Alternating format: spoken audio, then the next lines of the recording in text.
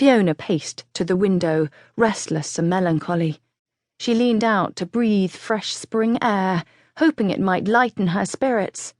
The too sweet scent of hyacinth clung to the breeze, along with the ever-present brine of Murray Firth.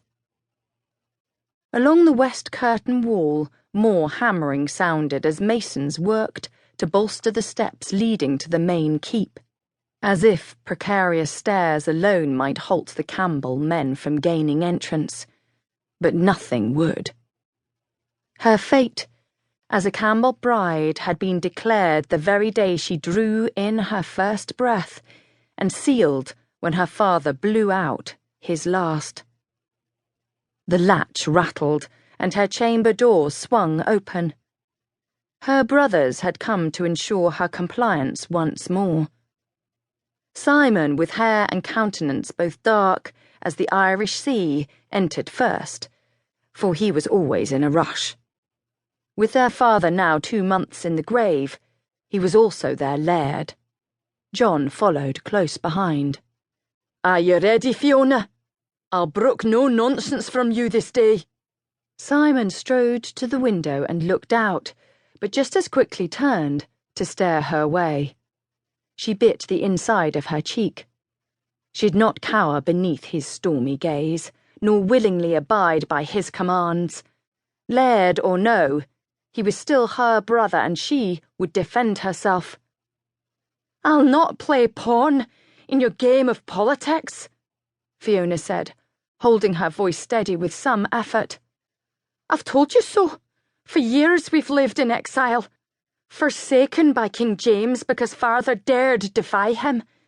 Yet suddenly he forgives and wants to draw us into his fold.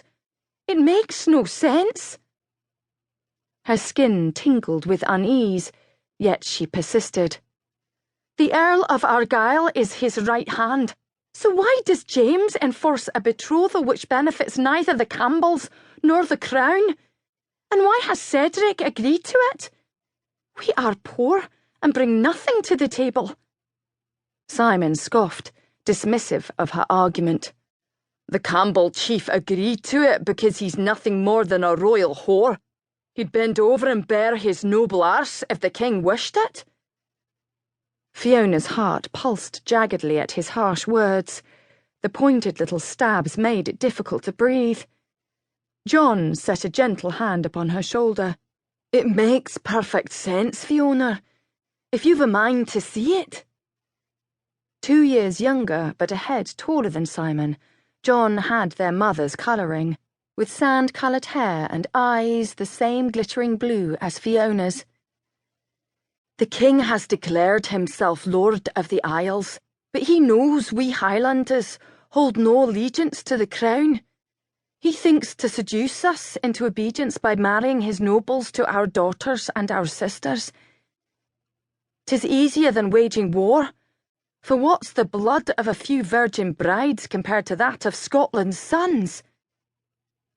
Simon's blunt fingers curled into a fist, and he turned away and looked to the window again, but John continued. "The king well knows our ugly history with the Campbells, and so he proves himself our master. If we agree to the marriage, he can claim our loyalty. If we refuse, he will crush us, and none will rise to our aid." Desperation filled the cavern of Fiona's chest. "If father were alive, he'd never allow this. He'd not hand me over to the Campbells to be abused, as our mother was." John's jaw clenched. The tenderness in his voice vanished. "Simon is our laird now, and we must follow him, Fiona. Your marriage to Myles Campbell will seal the truce and keep our people safe. Do not persist in this selfishness." She reached out and gripped John's arm as if he dangled her over a precipice, for indeed he did.